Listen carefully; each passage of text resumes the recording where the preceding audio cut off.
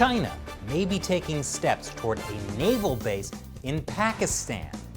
A Chinese general threatens Taiwan.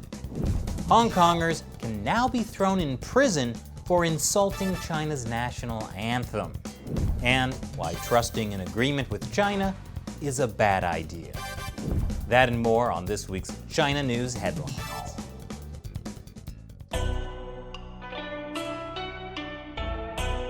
This is China Uncensored. I'm Chris Chappell. China may be taking steps toward building a naval base in Pakistan. I wonder if that should concern India at all. The base would be here in Gwadar. Gwadar is the site of a port that is being expanded and run by a Chinese state-owned company as part of the China-Pakistan Economic Corridor. There's also a huge amount of construction in the area that's being financed with loans from Chinese state-run banks. There have been reports for years that China will build a naval base in Gwadar. Now, this Forbes article is saying that a new high-security compound in Gwadar may indicate these naval plans. Satellite images show a newly constructed high-security compound. It's being built by the China Communications Construction Company. It's mostly owned by the Chinese government. And it's a key player in Xi Jinping's Belt and Road Initiative. And the security features of this place are unusual. It has anti-vehicle C-berms, security fences, and a high wall. Sentry posts and elevated guard towers cover the perimeter between the fence and the inner wall. This suggests armed guards with rifles. The article doesn't say this is proof of a coming naval base, but it does show that the next phase of port construction is underway. And a potential naval base in Gwadar, along with an existing Chinese base in Djibouti, would give China a lot more control over the Indian Ocean. Speaking of the Chinese military, a top Chinese general has said that China will attack Taiwan if there is no other way of stopping it from becoming independent. The Communist Party has threatened to invade Taiwan before, but now the talk is more aggressive. And I really hope the Communist Party doesn't realize Taiwan is already independent, with its own government, currency, and military. Otherwise, the Communist Party might have to accept objective reality. And really, it's unfair to ask communists to do that. It's also unfair to expect the Chinese Communist Party to admit their mistakes, like that time in 1989 when they killed all those protesters near Tiananmen Square. But the people of Hong Kong haven't forgotten. Every year, they've held a vigil on June 4th to commemorate the massacre. But this year, the Hong Kong government banned the vigil. Because the coronavirus is very dangerous and people shouldn't gather in large groups.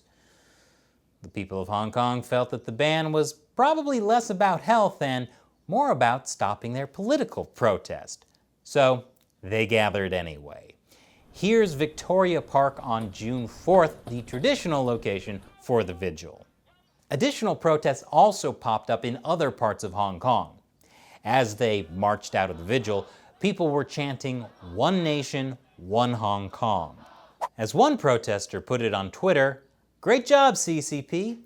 Your intense and unrelenting efforts to prevent Hong Kong from becoming a hotbed of revolution have turned it into a hotbed of revolution." How did the Hong Kong police react? They arrested people. It's what they do. But congratulations, Hong Kong, on being the only place ruled by China that's held a Tiananmen Square memorial for 31 years. Let's all hope you make it to 32. Speaking of the Hong Kong government, the legislature has passed that bill we told you about before, the one that criminalizes insults to the Chinese national anthem. It was pretty much inevitable, as the pro-Beijing lawmakers outnumber the pro-democracy ones. The national anthem law is a very reasonable law. The Communist Party is sensitive, and it's mean to insult them.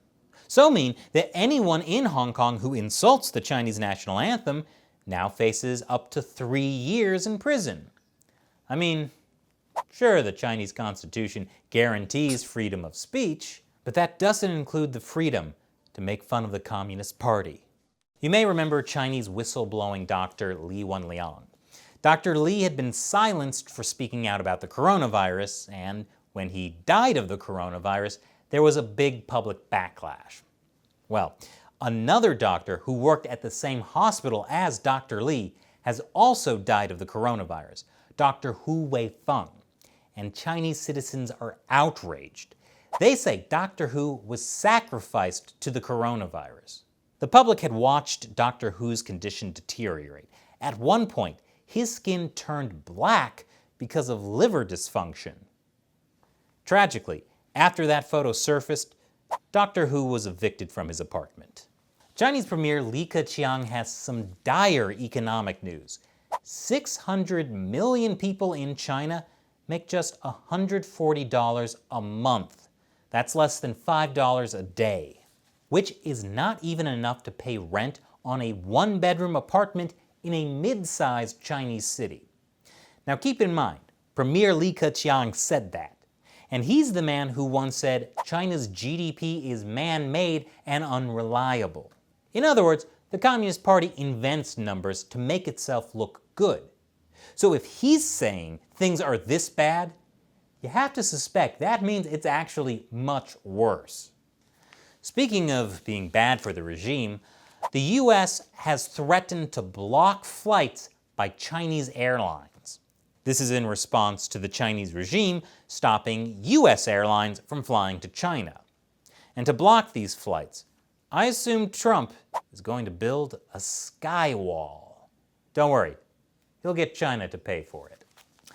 Last week, the US Senate passed the Uyghur Human Rights Bill almost unanimously.